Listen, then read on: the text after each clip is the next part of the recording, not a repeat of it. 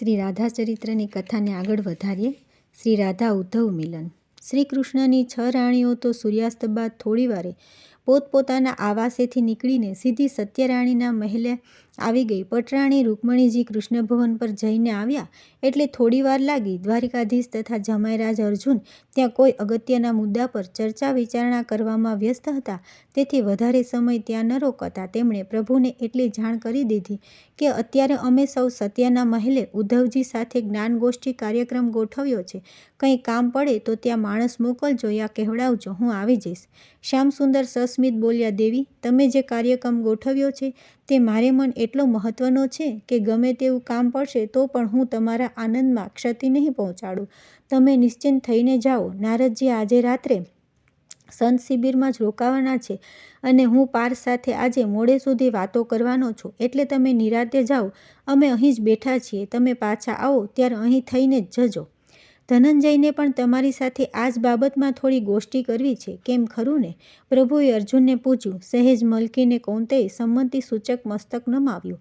રૂકમણી સત્યાના મહેલે આવ્યા ત્યાં સુધી રસ્તામાં એ જ વિચારતા રહ્યા કે ધનુર્ધર અર્જુનને અમારી આ જ્ઞાનગોષ્ઠી સાથે શો સંબંધ? એ રાધાજીને ક્યાંથી ઓળખે? કંઈ સમજાતું નથી. પણ આ તો નટખટ નંદકિશોર છે, એમનું ભલું પૂછવું જોઈએ અર્જુનજી શું કહે છે.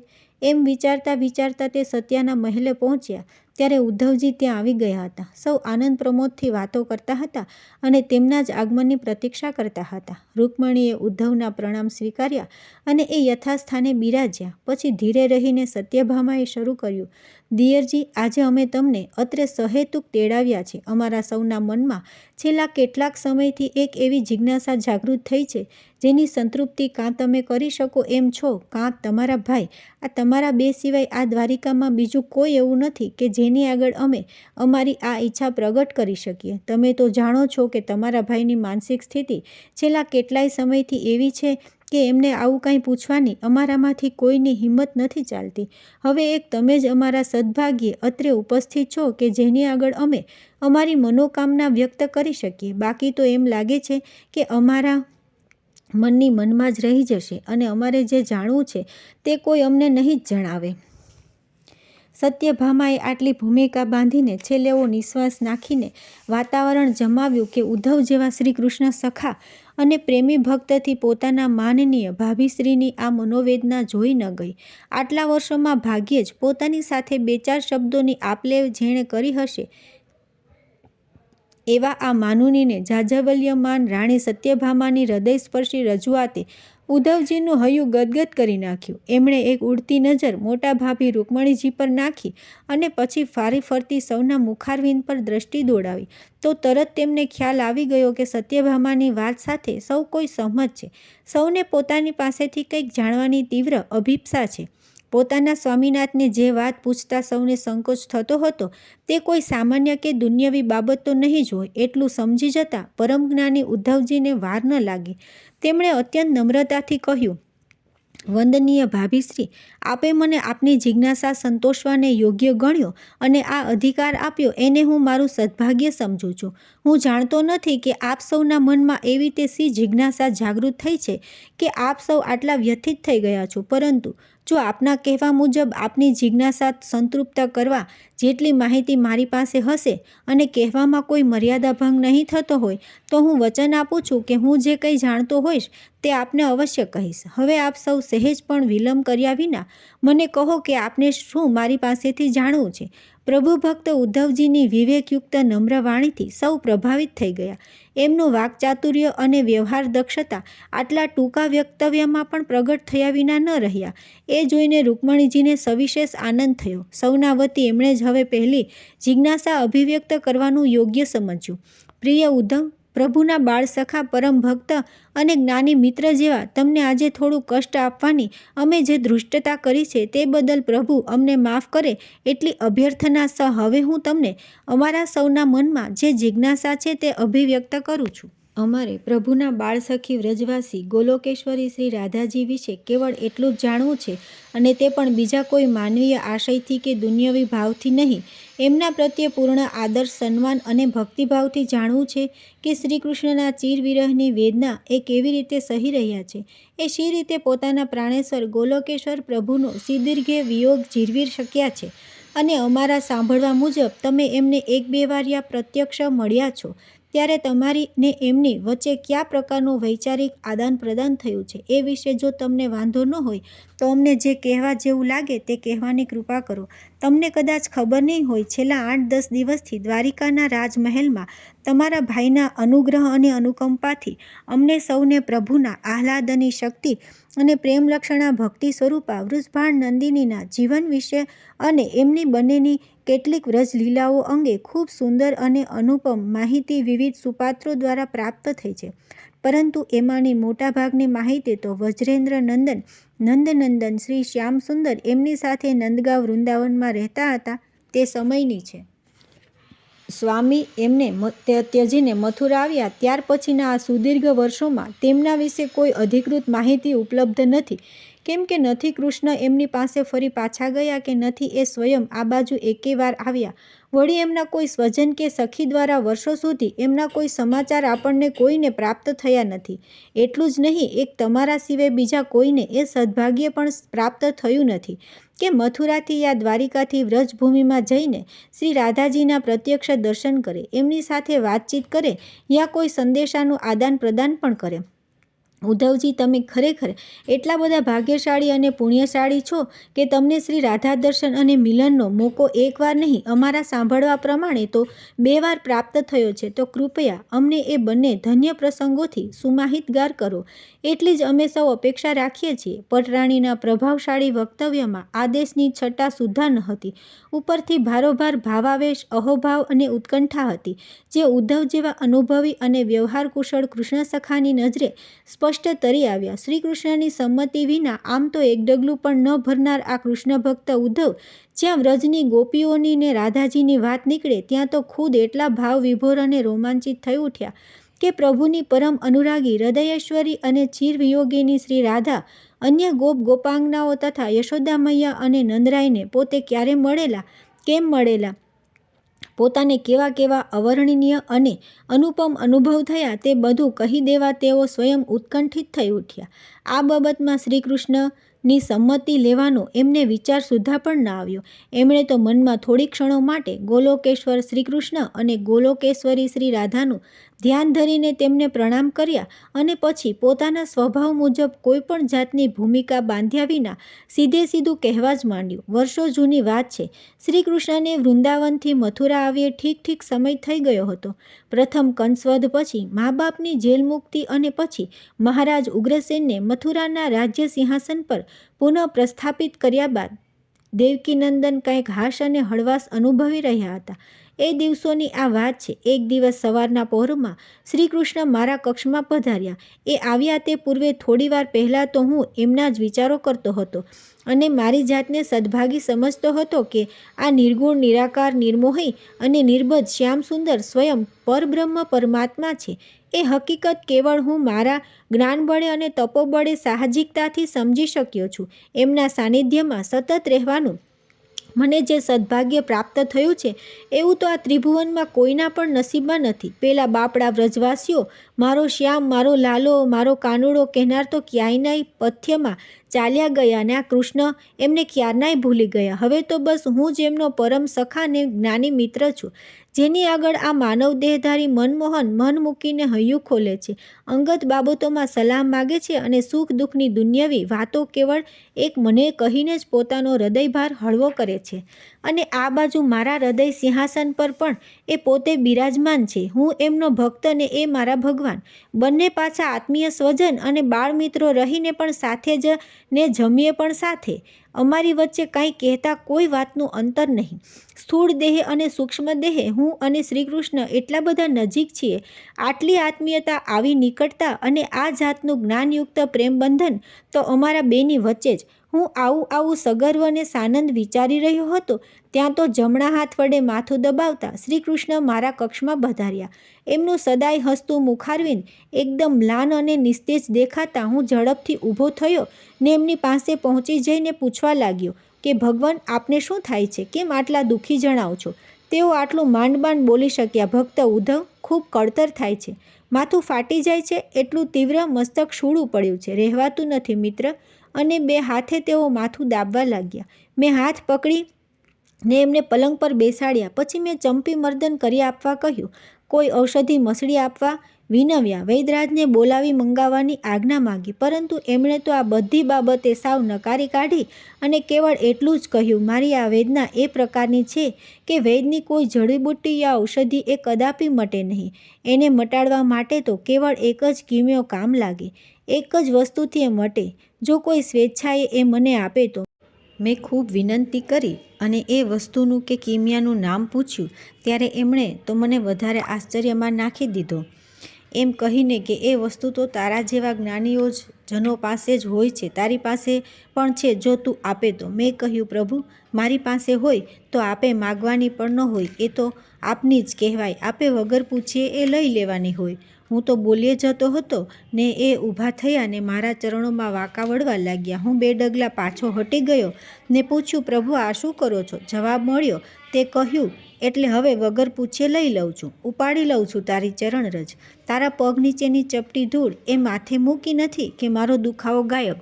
કહીને એ તો ફરી નજીક આવીને મારી ચરણરજ લેવા વાંકા વળ્યા. હું એકદમ પલંગ પર બેસી ગયો ને બોલ્યો, ભગવાન, મારા પગ નીચે ચગદાયેલી ચપટી ધૂળ અને તે આપના મસ્તક પર? છી છી છી, આવું પાપ શી રીતે થાય? હું કઈ રીતે કરું? આપ મને નરકમાં ધકેલી દેવા માગો છો? આ ન બને પ્રભુ, કદાપી કાળે ન બને. ઉપરથી આપની ચરણરજ મારા મસ્તક પર શોભે.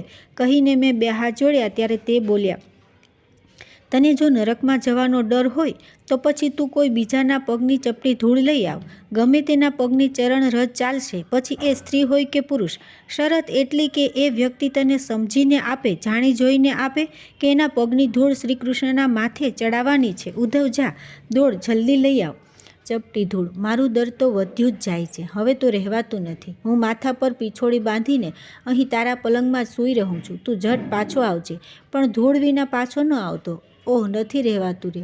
કહીને એ તો મારી પીછોડી માથે બાંધીને પલંગમાં સૂઈ ગયા ને હું દોટ મૂકીને ભાગ્યો.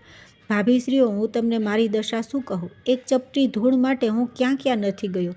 આખી મથુરા ખૂંદી વળ્યો, ગલીએ ગલીએ, શેરી શેરી, મહોલ્લે ફળીએ ઘૂમ્યો, ઊભે રસ્તે બૂમો મારી પ્રત્યેક નર નારીને વિનવ્યા, પરંતુ યદુનંદન યાદવકુળ શિરોમણી શ્રીકૃષ્ણ માટે ચપટી ચરણરજ આપવા કોઈ કહેતા કોઈ તૈયાર ન થયું.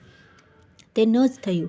ઉપરથી આવું ઘોર પાપ કરવાના પ્રવૃત્ત થયેલા મને કેટલાક જ્ઞાનીજનોએ તો સંત પુરુષોએ અને ગુરુજનોએ તો સખત ઠપકો પણ આપ્યો. હું મથુરાની બહાર નીકળી ગયો. શ્રી કૃષ્ણના આદેશનું પાલન તો કરવું જ રહ્યું. ચરણરજ લીધા વિના હું શો મોં લઈને પાછું જાઉં? હું તો આશામાં ને આશામાં આગળ ચાલતો જ રહ્યો અને બપોર ઢળતા તો પહોંચી ગયો વ્રજભૂમિમાં. કોઈને પૂછ્યું તો ખબર પડી કે આ તો વૃંદાવન છે. એટલે મારી આશા પુનઃ સતેજ થઈ. મેં દૂરથી એક ગોપીવૃંદને મારી તરફ આવતું જોયું. અરે, આ તો કનૈયાની જ બાળ સખીઓ, એના જ પ્રેમની પ્રતિમાઓ અને એના માટે પ્રાણ ન્યોછાવર કરવા તત્પર થયેલી વ્રજ સુંદરીઓ. સારું થયું એ અભણ ને અજ્ઞાન ગોપીઓ મને રસ્તામાં મળી ગઈ. એ ગોવાળોને અક્કલ બક્કલ હશે જ નહીં કે એમના પગની ધૂળ શ્યામસુંદરના માથે મુકાય તો 7 જન્મ સુધી રવ નરક ભોગવવા જેટલું પાપ લાગે. એ તો ભડપણને ગાનપણમાં જાણી જોઈને સમજી બૂજીને એમની પગરજ આપી જ દેશે ને મારું કામ થઈ જશે. મેં મોટેથી બૂમ પાડી, વૃષભાનુ તનયા, રાધા, ઓ કિશોરી! અને મારી બૂમ સાંભળી નથી કે એ બધી દોડતી મારી પાસે આવી. એમાં જેમનું નામ શ્રી રાધા હતું તે વૃષભાન નંદની આગળ આવ્યા અને બોલ્યા, મારું નામ રાધા, બોલો શું કામ છે? હું તો જોતો જ રહી ગયો. આહા, કેટલું પ્રબળ વ્યક્તિત્વ, કેવો ટટ્ટારસીનો અને કેટલું માધુર્યસભર મુખારવિંદ! આ છે શ્રી બાળસખા શ્રી રાધા. આટલું અનુપમ રૂપ સૌંદર્ય અને કમનીય દેહાકૃતિ મથુરાની હજારો યાદવ સુંદરીઓમાં ભાગ્યે જ કોઈની હશે. ત્યારે તો હું માત્ર એટલું જ વિચારી શક્યો, જે વસ્તુ લેવા માટે હું ચાલતો ચાલતો આટલે સુધી આવી ચડ્યો તે માગી લેવા ઉતાવળો થઈ ગયો.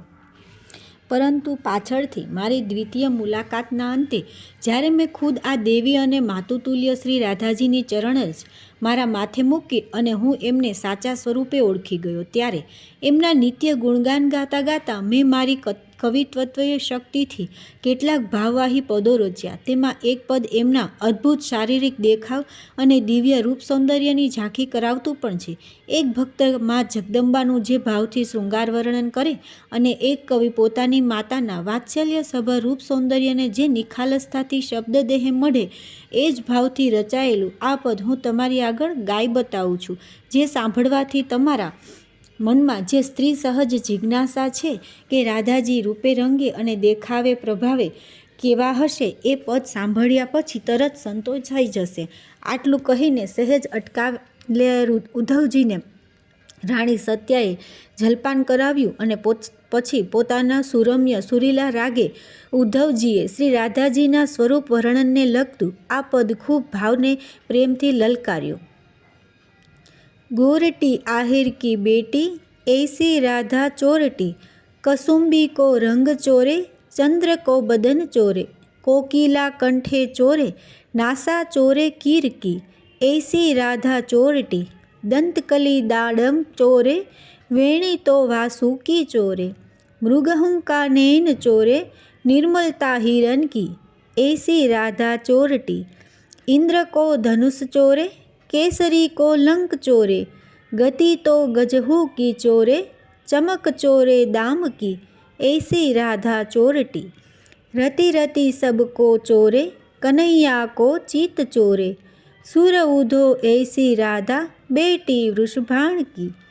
બધાના અતિ આગ્રહથી ઉદ્ધવે આ પદ બીજી વાર ગાયું ને એનું અર્થઘટન મનમાં સુસ્પષ્ટ થઈ જતાં શ્રી કૃષ્ણની રાણીઓના મનચક્ષુ સમક્ષ શ્રી રાધાજીની મૂર્તિ પ્રત્યક્ષ થઈ ગઈ. સૌએ તો મનોમન તેમને પ્રણામ કર્યા. ત્યાં તો ઉદ્ધવજીએ અધૂરો રાખેલો પ્રસંગ આગળ કહેવા માંડ્યો. શ્રી રાધા અને એમની સખીઓ મને વીંટળાઈ વળી. હું મથુરાથી આવું છું અને મને શ્રી કૃષ્ણ કનૈયાએ મોકલ્યો છે એટલું સાંભળતા તો શ્રી રાધા સિવાયની અન્ય ગોપીઓ મને ઉપરાઉપરી પ્રશ્નો પૂછવા લાગી. અમને બોલાવા આવ્યા છો? એ અહીં જાતે કેમ ન આવ્યા? હવે તે ક્યારે આવશે? અમારા માટે કંઈ સંદેશો લાવ્યા છે? એ મજામાં છે ને? પરંતુ શ્રી રાધા તો કંઈ પણ બોલ્યા વિના મારી સામે અપલક જોયા રહ્યા. મેં એમને ઉદ્દેશીને જ કહ્યું, રાધે, હું શું કહું? જીભ ઉપડતી નથી. શ્યામ સુંદર ભારે કષ્ટમાં છે. મેં આટલું કહ્યું નથી કે શ્રી રાધા એકદમ બોલી ઉઠ્યા, ઉદ્ધવ, આ તમે શું બોલો છો? ઘનશ્યામને કષ્ટ અને તમે અહીં? તમે તો એમના એકમાત્ર સખા, ભક્ત અને સુહદ. તમે એમને એકલા મૂકીને અહીં આવ્યા જ કેમ? તમારી હિંમત છે ચાલી અહીં આવતા? મેં થોતરાતા સ્વરે કહ્યું, દેવી, યદુનંદનને મસ્તક વેદના ભારે પીડા થઈ રહી છે. એમના કહેવાથી જ હું એ દર્દ નિવારક ઔષધ શોધવા સવારનો ભટકું છું, પણ એમને જે માગ્યું છે તે કોઈ આપતું નથી. હારી થાકીને ઠેઠ અહીં સુધી. ઝટ બોલો, એમણે શું માગ્યું છે? મને અધવચ્ચે અટકાવી દઈને અત્યંત આતુરતાથી શ્રી રાધાએ કહ્યું, અમારી પાસે હશે તો એક ક્ષણનો પણ વિલંબ કર્યા વિના અમે એ આપી દઈશું. તમે જલ્દીથી માગો. શ્યામને શું જોઈએ છે? ચરણરજ. મેં એકદમ કહી દીધું. આશ્ચર્યચકિત થઈ ગયેલા શ્રી રાધાજી બોલ્યા, ચરણરજ લેવા તમે આટલે દૂર આવ્યા? તમે પોતે કેમ ન આપી? એમણે એવો સાહજિક પ્રશ્ન પૂછ્યો કે એમની આગળ જૂઠું બોલવાની મારી હિંમત ન ચાલી. નહોતું કહેવું તોય મારાથી કહેવાઈ ગયું. મારા પગની રજ એમના માથા પર? તો હું નરકનો અધિકારી ન થાવ? રાધાની સખી લલિતા હસીને બોલી, વાહ, નરકના ભયથી ખચકાયા જ્ઞાની પુરુષ! શ્રી કૃષ્ણના પડખા સેવ્યા ને એટલું એ ભૂલી ગયા કે પ્રેમનો ઉપાસક નરક યાતનાથી પણ ડરતો નથી. શ્રી રાધા એકદમ બોલ્યા, લલિતા, બસ કર. અત્યારે પ્રેમનું તત્વ સમજાવવાનો સમય છે? ત્યાં નંદકુંવર રીબાઈ છે ને તું અહીં જીભાજોડી કરે છે. ઉદ્ધવને મસ્તક વેદનાનું ઔષધ આપીને આપણે તો ઝટ અહીંથી વિદાય કરી દેવા જોઈએ. આટલું કહીને શ્રી રાધાએ તો ફટાક દઈને પોતાની ઓઢણી ફાડીને એક કકડો કાઢ્યો અને પોતાના જમણા ને ડાબા બંને પગની નીચેની રજ એક મુઠ્ઠી ભરીને પેલા કકડામાં મૂકી. શ્રી રાધાના પગલે પગલે લલિતા, વિશાખા અને અન્ય સખીઓએ પણ પોતપોતાની ચરણરજ રાધાની ઓઢણીના કકડામાં નાખી. શ્રી રાધાએ પોતાના સ્વહસ્તે પોટલી બાંધી પોતાની બંને આંખે એ પોટલીનો સ્પર્શ કરીને એને હાથમાં મૂકતા તે બોલ્યા, ચાલતા જશો તો કોણ જાણે તમે ક્યારે પહોંચશો. ઉદ્ધવ, આ વિશાખા એના ભાઈ પાસેથી અશ્વ લઈ આવે. તમે મારતા ઘોડે મથુરા પહોંચી જાઓ. જરા પણ મોડું કરો તો તમને શ્યામના સોગંદ છે. આટલું કહીને એમણે વિશાખાને દોડાવી. અશ્વ આવે એટલી ક્ષણોમાં ખૂબ ઝડપથી એમણે મને કહી દીધું, ઉદ્ધવ, કેવળ હું જ નહીં, અમારામાંથી કોઈ પણ ગોપી નરકના ભયથી ડરતી નથી. અમારું તો તન મન જીવન શ્યામ સુંદરને સમર્પિત છે. અમે તો એમને સુખે સુખી છીએ અને એમના દુઃખે દુઃખી છીએ. એમના કષ્ટ નિવારણ ખાતર 7 જન્મ તો શું, સેંકડો વાર નરકમાં જવું પડે તો પણ અમે જવા તૈયાર છીએ. લો આવી ગયા. અશ્વ, તમે ઝટ હવે વિદાય થાઓ તો તમારી મહેરબાની. અને ભાભીશ્રીઓ, ચરણરજની પેલી પોટલી ખોળામાં મૂકીને મેં અસ્મત દોડાવી મૂક્યું. થોડે જ દૂર ગયો હોઈશ ને ત્યાં તો મારી જ્ઞાન ગર્વયુક્ત બુદ્ધિમાં ઝબકારો થયો. વ્રજરજનો પ્રભાવ ગણો કે શ્રી રાધાજીના ચરણરજનો ચમત્કાર સમજો, પણ મારો જ્ઞાન ગર્વ એકદમ ગળી ગયો. મને ભાન થઈ ગયું કે સવારે મને શ્રી કૃષ્ણના એકમાત્ર સખા તરીકેનું અને એમના જ્ઞાની ભક્ત હોવાનું જે ગુમાન થયેલું તે ઉતારી નાખવા માટે જ નંદકિશોરે આ લીલા કરી છે. નરકના ભયથી પણ ન ડરનારી આ શ્યામ ઘેલી સુંદરીઓ મારું જ્ઞાન ગુમાન એક પળમાં ઓગાળી નાખ્યું. હું મહેલે પહોંચ્યો ત્યારે અનુચરોએ મને જાણ કરી કે મારા ગયા પછી થોડી જ વારે દેવર્ષિ નારદ ત્યાં આવી ચડેલા અને શ્રીકૃષ્ણે એમની સાથે હસી હસીને ક્યાંય સુધી વાતો કરેલી. મારી ઠીક ઠીક રાહ જોયા પછી એ બંને અહીંથી મુખ્ય મહેલ તરફ આનંદની વાતો કરતાં કરતાં ગયા. મેં અંદર જઈને જોયું તો શ્યામ મારી પીછોડી પલંગ પર મૂકતા ગઈ. એ પીછોડી હૃદય સાથે ચાપી દીધી. પેલી ચરણરજ શ્યામને આપવાની હવે મને જરૂર ન લાગી. મારી પીછોડીમાં એ ચરણરજવાળી પોટલી બાંધી દઈને એક યાદગાર સંભારણા રૂપે મેં જ એને કાયમ માટે રાખી લીધી. ઉદ્ધવજીએ શ્રી રાધા સાથેના એના મિલનનો પ્રથમ પ્રસંગ પૂરો કર્યો. ત્યાં રાત્રિનો પ્રથમ પ્રહર પણ પૂરો થયાની જાણ કરતી અલબેલ સંત્રીએ પોકારી. પહેલો મિલન પ્રસંગ આટલો રસપ્રદ અને હૃદયસ્પર્શી હતો.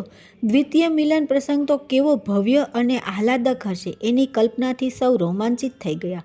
ઉદ્ધવે વચ્ચે જ કહી દીધું, દ્વિતીય મુલાકાતને અંતે હું એ દેવીને સાચા સ્વરૂપે ઓળખી શક્યો અને માતા તુલ્ય જગદંબાની ચરણરજ માથે ચડાવી. એ એક જ વિદ્યાને સૌના હૃદયમાં એવી ઉત્કંઠા અને ઉત્તેજના જગાડી કે હવે એ દ્વિતીય મિલન કથા સાંભળ્યા વિના આજે કોઈ ઊંઘી શકે એમ હતું જ નહીં.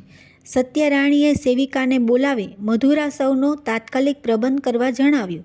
થોડી જ વારમાં એ આવી ગયું ને સૌએ પાન કરીને દ્વિતીય પ્રસંગ સાંભળવા પુનઃ એકચિત થઈ ગયા.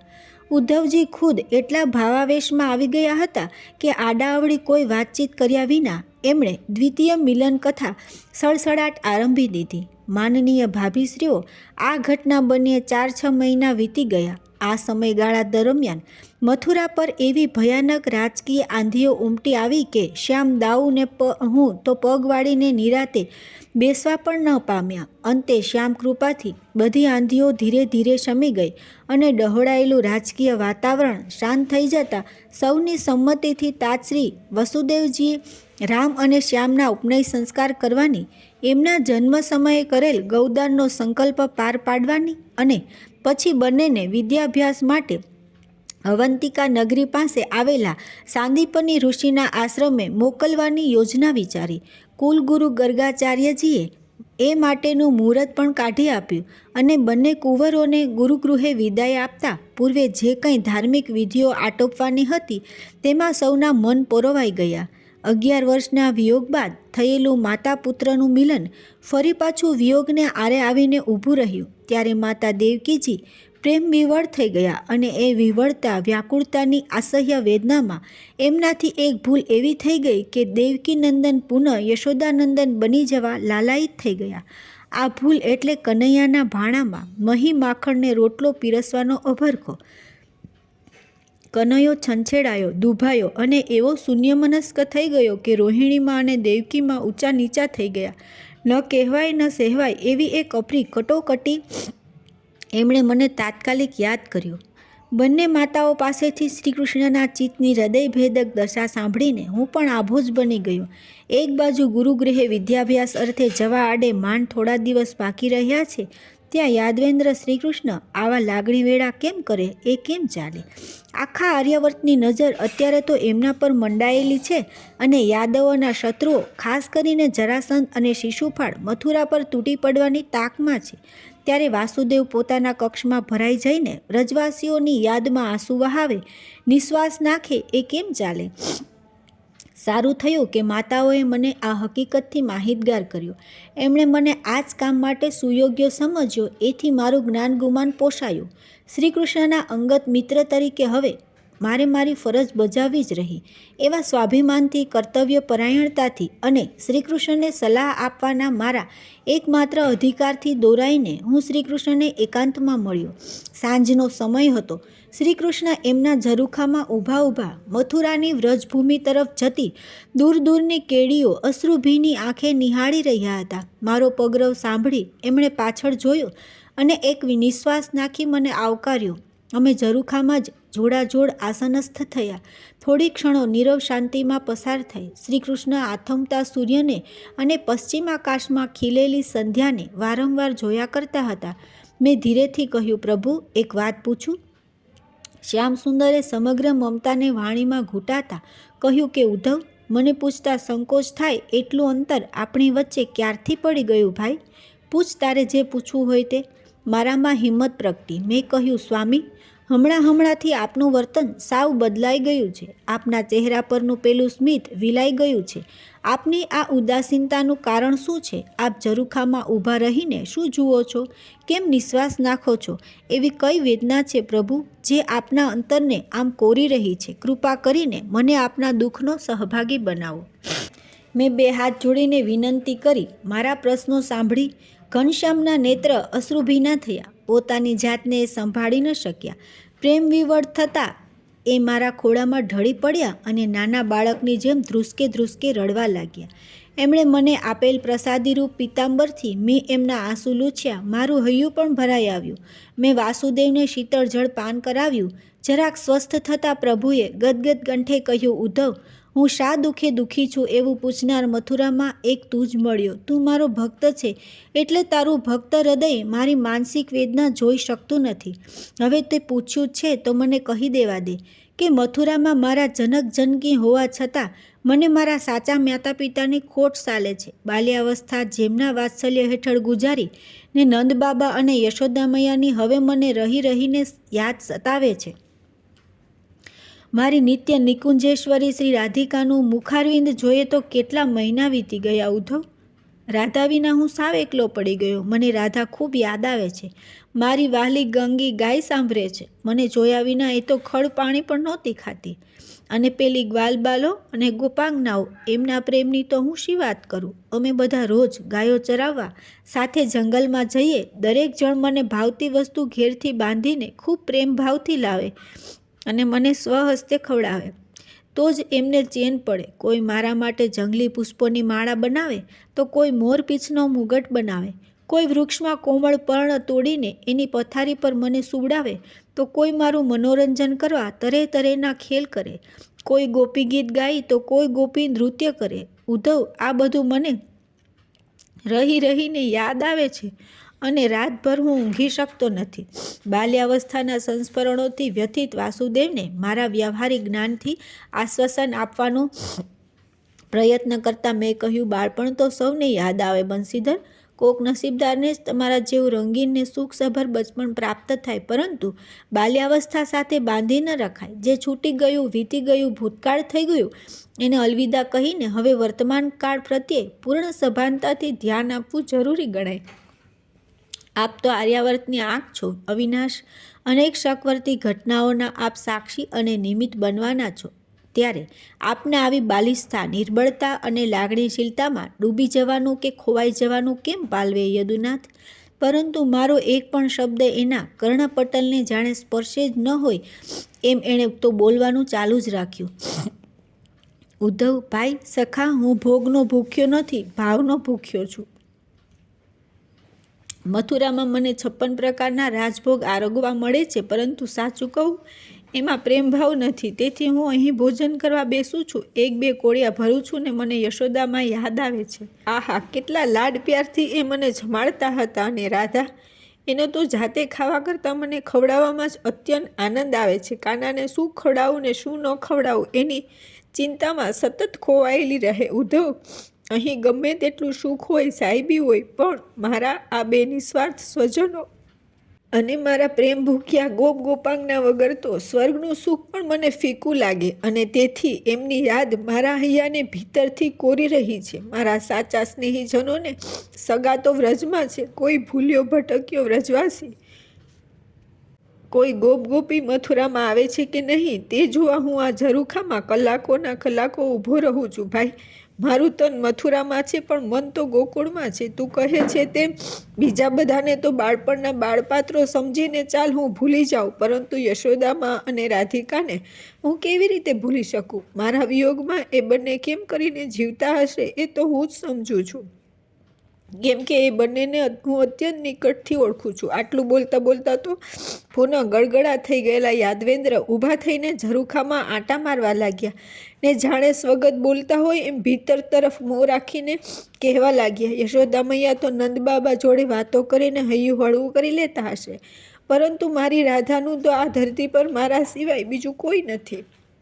એ તો મારા વિના સાવ એકલી અટુલીને નિરાધાર થઈ ગઈ હશે, કેમ કે એ એકલી એને જ ખબર છે કે હું વ્રજભૂમિ પર ફરી પગ મૂકવાનો નથી. ઉદ્ધવ, અન્ય સૌને તો હું ખોટું આશ્વાસન આપીને અહીં આવ્યો છું. મારું કામ પતી જશે એટલે હું બને એટલો વહેલો વ્રજમાં પાછો આવીશ, પરંતુ રાધા આગળ હું જૂઠું કેમ કરીને બોલું? એને તો મેં સાચું જ કહી દીધું છે.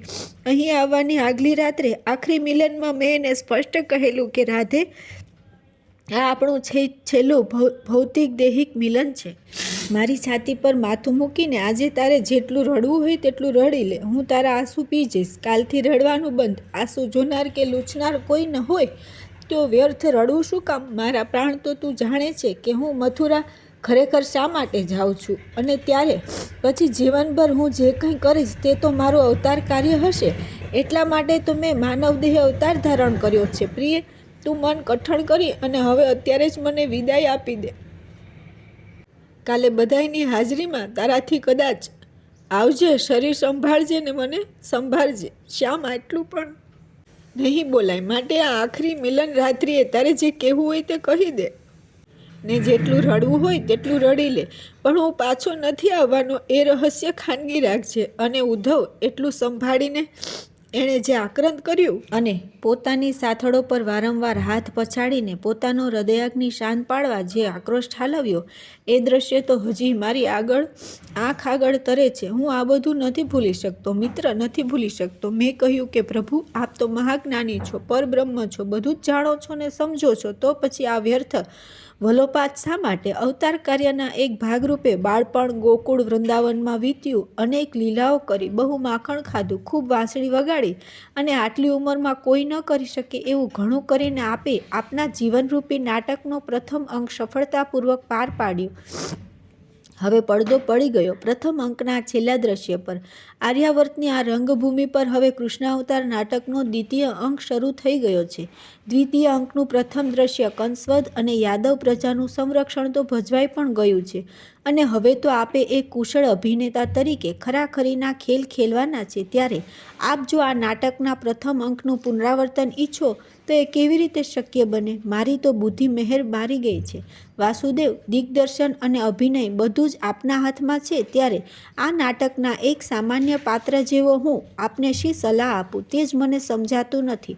મેં મારી મનોવ્યથા નાટ્યશાસ્ત્ર યોગ પારિભાષિક શબ્દોમાં ઠાલવી. વાસુદેવની મારી આ દલીલ સ્પર્શી ગઈ હોય એમ લાગ્યું. તે મારી પાસે પુનઃ આસનસ્થ થયા, મારા ખભે પ્રેમથી હાથ મૂક્યો ને બોલ્યા, ઉદ્ધવ, તારું જ્ઞાન અને બુદ્ધિ બંને ધન્ય છે. તારી વાત સાચી છે. હું પણ કબૂલ કરું છું કે ગોકુળ વૃંદાવનને ભૂલીશ તો જ મથુરાની આર્યાવર્તની રાજનીતિમાં મારું મન પરોવાશે. વ્રજવાસીઓને અને રાધા યશોદા ઇત્યાદિને વિસરી જઈશ તો જ યાદવ રાજપુરુષ સાથે અને આ ભૂખંડના સમ્રાટો સાથે હું રાજકાજની મુત્સદગીરીના ખેલ ખેલી શકીશ. પણ ભાઈ, તું કહે છે ને તે ત્યારે જ શક્ય બને જ્યારે બધું મારા એકલાના હાથમાં હોય. મિત્ર, તું તો અનેક શાસ્ત્રોના વિદ્વાન છે અને માનસશાસ્ત્રનો પણ પ્રખર અભ્યાસી છે, એટલે તું એ કામ ભૂલી જાય છે કે જો કોઈ મને સતત યાદ કર્યા કરતું હોય, મારા વિયોગમાં ઝૂરી તડપીને પોતાના પ્રત્યેક ઉચ્છ્વાસે સ્મૃતિરૂપી રશ્મિ દૂરથી ફેંક્યા કરીને મારા મનમાં સ્મૃતિ ખજાનાનો ખેલવાનો, મારી સંસ્મરણોની સરવાણીને ઝંકૃત કરવાનો અથાગ પ્રયત્ન કરી રહ્યું હોય, ત્યારે મારું મન રાજકાજમાં કે શાસન પ્રબંધમાં ક્યાંથી એકાગ્ર થાય? ઉદ્ધવ, હું તો એમને ભૂલવાની લાખ કોશિશ કરું છું, પરંતુ એ લોકો મને ભૂલી જતા નથી અને સામેથી પ્રણય તારથી બંધાયેલ મારા હૃદયને યાદરૂપી અદીઠ કિરણો ફેંકીને એવું પ્રજ્વલિત રાખે છે કે મને બમણા વેગથી એમની યાદ આવ્યા જ કરે છે. આ માનસિક પ્રક્રિયા અન્યો આશ્રિત હોવાથી ઉદ્ધવ, તું જ કહે, તારા માનસશાસ્ત્રના સિદ્ધાંત મુજબ જેવી દશા એમની ત્યાં હોય એવી દશા મારી અહીં થયા વિના રહી શકે ખરી? ખાતા પીતા, સૂતા બેસતા, ઊંઘતા જાગતા ત્યાંથી કોઈનું ને કોઈનું યાદગાર રૂપી તીર મારા સ્મૃતિપુંજને વાગે છે ને હું ઘાયલ થઈ જાઉં છું. તું તો મારો સ્વભાવ જાણે છે. હું તો વજ્રાદપી કઠોરાણી મૃદુની કુસુમાદપી જેવો પહેલેથી જ છું. ભલે બાહ્ય રૂપે અઠંગ કર્મયોગી દેખાવતો હોઉં, છતાં હૃદયથી હું એટલો લાગણીશીલ અને પ્રેમાળ છું કે મારાથી કોઈનાય દુઃખ, આંસુ, વ્યથા જોયા જતા નથી. પછી આ તો મારા સ્વજનોનો વલોપાત છે, એને હું કેવી રીતે અવગણી કે નકારી શકું? શ્યામસુંદરે મારી તાર્કિક દલીલને સચોટ રદિયો આપ્યો ને મારી બોલતી બંધ કરી દીધી. પરંતુ જે હેતુથી મેં આ ચર્ચા ઉપાડી હતી તે હેતુ બહાર આવ્યા નહીં અને આ વાત આડે પાટે ચડી ગઈ. તેથી મેં પુનઃ મારા જ્ઞાનનો આશરો લઈને શ્યામને સમજાવવાનો મરણીયો પ્રયત્ન કર્યો. પ્રભુ, આપ તો પરબ્રહ્મ પરમાત્મા છો અને સર્વના હૃદયમાં સમાન ભાવે આત્મારૂપે વિરાજો છો. કોઈ પણ પ્રાણી પંચભૂતથી પૃથક હોઈ શકે નહીં, તેમ આપ પણ કોઈથી અલગ રહી શકો નહીં. આ એક સનાતન સત્ય છે. આપ મારા હૃદયમાં, ગોપ ગોપીઓના હૃદયમાં, નંદ યશોદાના હૃદયમાં અને શ્રી રાધાજીના હૃદય કમળ પર પણ સદાયને સતત નિવાસ કરો છો. આત્મા અને પરમાત્મા વચ્ચેનું આ અદ્વૈત તથા પ્રાણી માત્રમાં આપના અસ્તિત્વનું તત્વજ્ઞાન શક્ય છે કે બિચારા વ્રજવાસીઓ પણ ન જાણતા હોય અને તેથી આપના શારીરિક વિયોગને ચિરવિયોગ સમજી લઈ અજ્ઞાનવશ બાપડા તડપતા હોય. ગોકુળના એ ગમાર ગામડિયા ગોપ ગોપી આપને સાચા સ્વરૂપે ઓળખતા ન હોવાથી આપની સ્મૃતિને ઢંઢોળવાની ભૂલ કરે એ સ્વાભાવિક છે. પરંતુ પ્રભુ, આપ આટલા શાણા, સમજુ અને જ્ઞાની થઈને એમને યાદ કરવાની ભૂલ કાં કરો? આપ તો હવે એમને ભૂલી ગયા જવાના જ હોય તો જ આ અન્યોસ આશ્રિત વ્યવહાર અટકે. મારી સામે થોડી ક્ષણો અપલક તાક્યા કરીને શ્યામસુંદર વધ્યા. ઉદ્ધવ, તું મારું એક કામ ન કરે? તું વ્રજમાં જા, રાધા સહિત તમામ વ્રજવાસીઓને એવો ઉપદેશ આપ, એવું જ્ઞાન આપ કે તેઓ મને ભૂલી જાય. જો એ લોકો મને ભૂલી જશે તો પછી હું એમને ભૂલી જઈશ.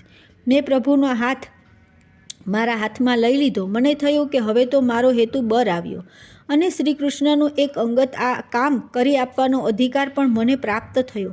ઉપદેશ આપવો યા જ્ઞાન આપવું એ તો મારા માટે ભાવતું ને વૈદ્ય કીધું એના જેવું.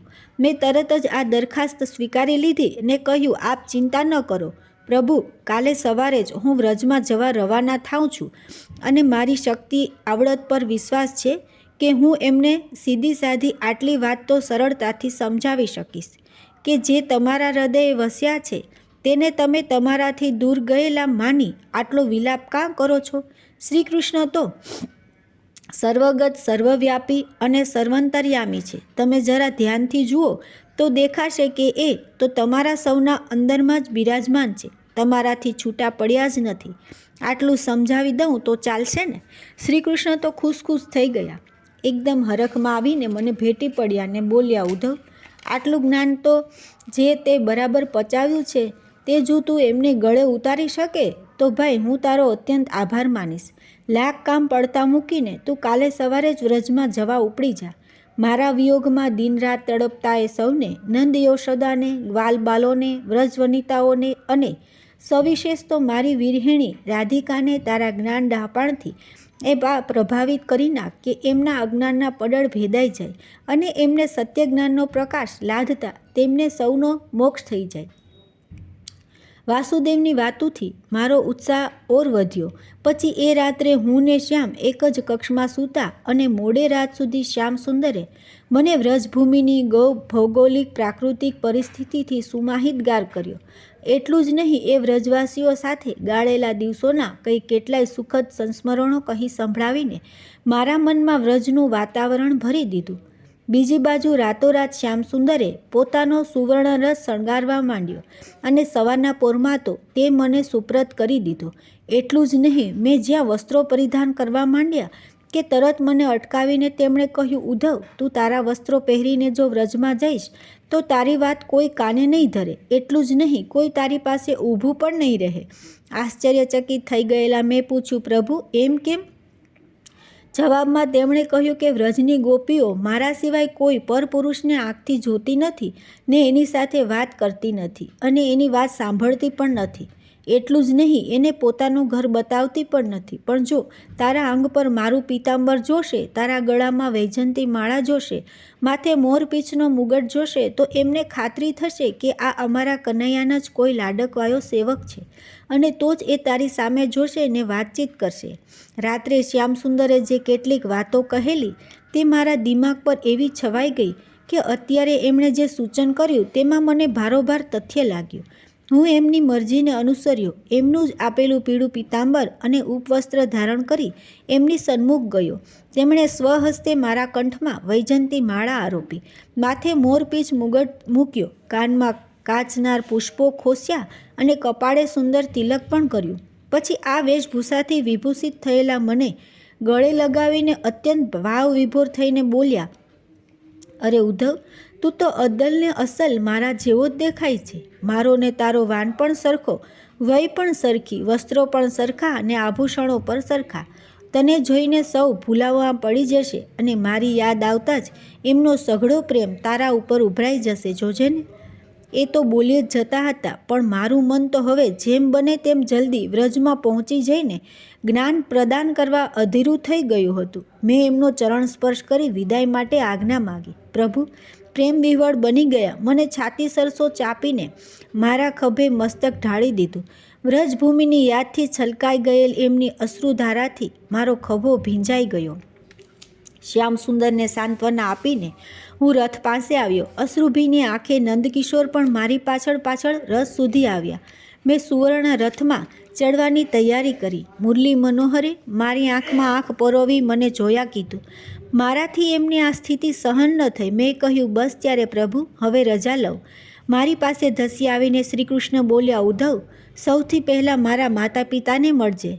એમને કહેજે કે તમારો લાલો તમને ભૂલી ગયો નથી, ઘડી ઘડી યાદ કરે છે ને રડે છે. ઉદ્ધવ, તું યશોદા મૈયાને મારી સ્નેહ યાદ આપીશ ને મારી વાતો કહીશ, ત્યાં તો એના હૈયામાં પ્યારનો એવો ઉભાર આવશે કે એની છાતીમાંથી દૂધડા જરવા માંડશે ને આંખેથી આંસુડા વહેવા માંડશે. ઉદ્ધવ, યશોદામાં તો યશોદામાં જ છે. આવી માં કોઈને મળી નથી અને મળશે પણ નહીં. બોલતા બોલતા કાળી સ્ફટિક શિલા પરથી જેમ નિર્મળ ઝરણું વહ્યું જાય તેમ શ્યામસુંદરના શ્યામ કપોલ પરથી અશ્રુઝરણ વહેવા લાગ્યું. કંઠ ગદગદ થઈ ગયો. માતાની પવિત્ર યાદથી ને ભાવથી એમનું મુખ ભરાઈ ગયું. મારું આશ્ચર્ય વધતું જતું હતું કે વ્રજવાસીઓની યાદમાં આટલી હદે વાસુદેવ, કંસ, ચાણૂરને સંહારનાર દેવકીનંદન શ્રીકૃષ્ણ રડી પણ શકે છે. મેં કહ્યું, પ્રભુ, આપ ચિંતા ન કરો, હું નંદ યશોદાને સર્વપ્રથમ મળી લઈશ. બસ કહીને મેં રથના પગથિયા પર પગ મૂક્યો. ત્યાં તો શ્યામસુંદરે મારો હાથ પકડી મને ઊભો રાખ્યો અને કરુણાસભર કંઠે તેઓ બોલ્યા, ઉદ્ધવ, માનો પ્યાર કેવો હોય તેનો સાચો ખ્યાલ તને યશોદા મૈયાની દશા જોઈને આવશે. એટલું જ નહીં, માના પ્યાર સાથે પિતાનો પ્યાર પણ ત્યાં જ તને જોવા મળશે. ભાઈ, મૈયા રડતી હશે અને આકુળ વ્યાકુળ થઈ ગયેલા નંદબાબા એને છાની રાખવા ખોટું ખોટું ધમકાવતા હશે, ત્યારે એ પોતે પણ મારી યાદમાં તો રડતા જ હશે. કોણ કોને આશ્વાસન આપે ને છાનું રાખીએ એવી વિચિત્ર પરિસ્થિતિ ઊભી થશે. ત્યારે મિત્ર, તું મારું એક કામ કરજે. તું તો ચિત્રકળાનો જાણકાર છે. મારા માતા પિતાને એ વાત્સલ્ય કલહનું હૃદયગમ દ્રશ્ય, એમના મુખારવિંદના ભાવ વહેતા આંસુ, આંગિક વાચિક અભિનય, એ બધું તું ફલક પર એવું આબેહૂબ દોરીને લાવજે કે એ જોઈ જોઈને મારું હૈયું હળવું ફૂલ થઈ જાય. મારાથી હવે વનમાળીનો આ વલોપાત જોયો જતો નથી. એમના હાથમાંથી મારો હાથ પરાણે છોડાવીને હું ઝડપથી રથ પર ચડી ગયો. અશ્વની લગામ હાથમાં લીધી ને રથ હંકાર્યો.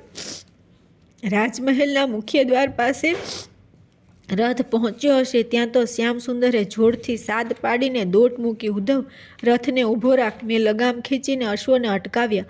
શ્રી કૃષ્ણ દોડતા આવીને રથ પર ચડી ગયા અને ભ્રમર જેમ કાનમાં ગણગણે તેમ મારા કાનમાં ગૂંજવા લાગ્યા. ઉદ્ધવ, ગૌશાળામાં જઈને તું મારી ગંગલી ગાયને ઘાસ મળજે કપડાં ઉતાર્યા વિના. આને આજ વેશે સીધો એની પાસે જ જેને ભાઈ. ઘાસનો એક પૂળો તારા સ્વહસ્તે એને નીરીને તું મારા વતી એના આખા ડીલને પ્રેમથી હાથ ફેરવજે. એ ભૂખીને તરસી સુકાઈ ગઈ હશે, નરિયા હાડકા દેખાતા હશે, પણ એના હટકે હટકે તારો હાથ હટશે એટલે હું આવ્યો છું એમ સમજીને એ હરખના આંસુ વહાવશે. મારી અકળામણ વધતી જતી હતી. મેં ખીને વદને કહ્યું, પ્રભુ, આપ નિશ્ચિત થઈને મહેલમાં પધારો. મથુરાઈશ થઈને આપ રથની પાછળ આમ દોટ મૂકો છો એ આપને શોભતું નથી. આપ ચિંતા ન કરો. આપના કહેવા પ્રમાણે હું દરેકને મળીશ. જેમને સમજાવવાના છે તેમને સમજાવીશ અને જેમને મળીને ખબર અંતર પૂછવાની છે તે પણ પૂછીશ. પશુ પંખી ઝાડ પાન કોઈ બાકી નહીં રાખું. બસ આપ હવે કૃપા કરીને પાછા જાઓ. શ્યામ જેવા રથમાંથી નીચે કૂદ્યા કે તરત જ મેં વેગથી અશ્વને હાંકવા માંડ્યા. હજી તો મુખ્ય દ્વારમાંથી રથ બહાર નીકળીને મથુરાની સડક પર પહોંચ્યોય નથી ત્યાં તો પાછું કંઈક યાદ આવવાથી વંટોળિયાની જેમ દોડીને શ્રીકૃષ્ણ પાછળથી રથ પર ચડી ગયા અને ચાલુ રથે મારા કાનમાં ગણગણવા લાગ્યા. ઉદ્ધવ, રાધાને તો તું ખૂબ નિરાતે મળજે. તારી તમામ શક્તિ, બુદ્ધિ અને જ્ઞાનના પ્રતાપે એનો વિરાગને હોલાવવાનો પ્રયત્ન કરજે. એ તો રડી રડીને અધમોય થઈ ગઈ હશે. એણે તો કદાચ ખાવા પીવાનું પણ છોડી દીધું હશે. રાતભર મારી યાદમાં જાગતી પડી રહેતી હશે. ઉદ્ધવ, મને સૌથી વધુ ચિંતા જો કોઈની થતી હોય તો રાધાની થાય છે. એ સાવ ભાંગી પડી હશે. ભાઈ, તું એને મારા વતી એટલું જરૂર કહેજે કે એના તન મન જીવનમાંથી આ માખણચોર ચીચોર કનૈયાનું નામો નિશાન મિટાવી દે. મને સદંતર ભૂલી જાય. મારી સહન શક્તિની હવે હદ આવી ગઈ. રથની ગતિ અત્યંત ધીમી પાડી દઈને મેં બે હાથ જોડી એમને વિનંતી કરી કે પ્રભુ, રાતે તો આપે આ બધું મને વિગતવાર કહ્યું છે ને મેં બરાબર યાદ પણ રાખી લીધું છે. તો પછી વારંવાર એનું એ કહેવાની જરૂર ખરી? શ્યામ, વિશ્વાસ રાખો. હું રાધાને મળ્યા વિના હરગીજ પાછો નહીં આવું. બસ મારા પર મહેરબાની કરો. મને આગળ વધવા દો અને આપ પાછા વળી જાઓ. આટલું કહીને મેં એમને હાથ પકડીને પરાણે પરાણે રથમાંથી નીચે ઉતાર્યા. હજી તો હું રથને સહેજ આગળ ધપાવીને પાછળ સ્વાભાવિક નજર કરું છું કે શ્યામ પાછા વળી ગયા છે કે નહીં. ત્યાં તો પવન વેગે તેઓ પુનઃ રથ પર ચડી ગયા ને વળી પાછી આને મળજે ને તેને મળજે એવી કાકલુદીઓ શરૂ થઈ ગઈ. મારી ધીરજ ખૂટી ગઈ. મેં એકદમ રથ ધોપાવી દીધો અને જિંદગીમાં પહેલીવાર શ્યામ સાથે ઉપડતે સાદે વાત કરી. હું પાછો વળી જાઉં છું શ્યામ. હવે તો એમ કરો, તમે જ જાઓ અને જેને જે કહેવું હોય તે મોઢા મોટ કહી આવો. મારાથી નહીં જવાય. એક પ્રહર તો આમને આમ પસાર થઈ ગયો. જુઓ તો ખરા, દિવસ કેટલો ચડી ગયો છે. આમને આમ જો ચાલશે તો મધ્યાહને પણ હું અહીંથી નહીં નીકળી શકું. બોલો, શું કરવું છે? મને આમ રોષમાં બોલતો જોઈને શ્યામનું મોં પડી ગયું. ભારે હૈયે તેઓ રથમાંથી નીચે ઉતરી પડ્યા. નીચું મોં કરીને ચૂપચાપ રાજમહેલ ભણી ચાલવા માંડ્યા. મને દુઃખ તો થયું, પરંતુ આમ કર્યા વિના કાનુડાનું ગાન પણ છૂટવાનું નહોતું. મારી યુક્તિ કારગત નીવડી. મેં છુટકારાનો દમ ખેંચ્યો. એક પણ પળ બગાડ્યા વિના મેં રથને વ્રજભૂમિની દિશામાં દોડાવી મૂક્યો. આટલું કહીને ઉદ્ધવજી અટકી ગયા. પ્રસંગને એવી ચરમસીમાએ લાવીને એમણે મૂકી દીધો હતો કે સૌ નિસ્તબ્ધ નિશ્ચેતન થઈ ગયા. ક્યારનો અસખલિતપણે વહેતો વાણી પ્રવાહ એકાએક અટકી ગયો ને તો પણ એની કોઈ અસર શ્રોતારાણીઓ પર ન થઈ. એ તો એમને એમ અર્ધમીચલ નયને પછી શું થયું તે સાંભળવા શાંત બેસી રહી. થોડી ક્ષણો આ સ્થિતિમાં પસાર થઈ ગઈ. ત્યાં તો રાત્રિનો દ્વિતીય પહર પૂરો થયાની સૂચના આપતી આલબેલ સાથે મુખ્ય દુર્ગન સંત્રીએ ઘંટનાદ કર્યો. સૌ રાણીઓ તંદ્રામાંથી ઝબકીને જાગી ગઈ.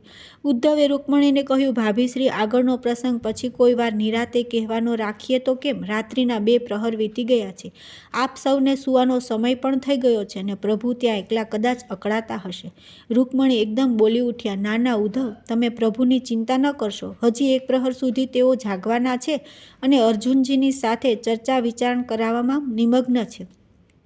હું એમને કહીને જ આવી છું કે મારે પાછું વળતા મોડું થશે જ. તેથી તમે એ બાજુની ચિંતા છોડી દો. હવે તમારી અમારી વાત કહું તો સૂવાનો સમય થયો હોય કે ન થયો હોય, પરંતુ આ પ્રસંગ પૂરેપૂરો સાંભળ્યા વિના અમારામાંથી કોઈને પણ ઊંઘ આવવાની નથી. પછી જુઓ, આમાંથી કોઈને અહીંથી ઉઠવાની ઈચ્છા છે? અને પટરાણીના સૂરમાં સૂર પુરાવતી સાતેય રાણીઓએ ઉદ્ધવજીને હૃદયપૂર્વક વિનંતી કરી કે થોડો વિશ્રામ લેવો હોય તો લઈ લો, પણ તેઓ અત્યારે આ પ્રસંગ પૂરેપૂરો કહી જ દે. ઉદ્ધવ મનમાં હરખાયા. આખરે તો આ પણ મારા પ્રભુની જ કંઈ લીલા છે એવું સમજીને એમણે સસ્મિત કહ્યું, તો બસ, મારે તો વિશ્રામની કોઈ જરૂર નથી. તમે કહો એટલે શરૂ કરું. ત્યાં તો અંદર ગયેલા સત્યારાણી ઝડપથી પાછા આવ્યા ને બોલ્યા, હું ફળાહારની ને દુગ્ધપાનની વ્યવસ્થા કરાવીને આવી છું. એને ન્યાય આપીને આપ સૌ થોડા સ્વસ્થ થાઓ, પછી નિરાતે આપણે આગળનો પ્રસંગ દિયરજી પાસેથી સાંભળીએ. સૌએ સહર્ષ સંમતિ આપી એટલે અલ્પાહાર આવે ત્યાં સુધીમાં હાથ મોં ધોઈ પુનઃ સ્વસ્થ થવા સૌ એક પછી એક ઉઠવા લાગ્યા. પ્રથમ મિલનથી નવ ગળ્યું ઉદ્ધવ જ્ઞાન ગુમાન, લીલા કરી લીલાધરે પુનઃ વ્રજ પ્રસ્થાન. જ્ઞાન કર્મને ભક્તિની અનુપમ આ દાસ્તાન, ઉદ્ધવ કૃષ્ણને રાધિકા નિજ પથ પર મસ્તાન. રાધે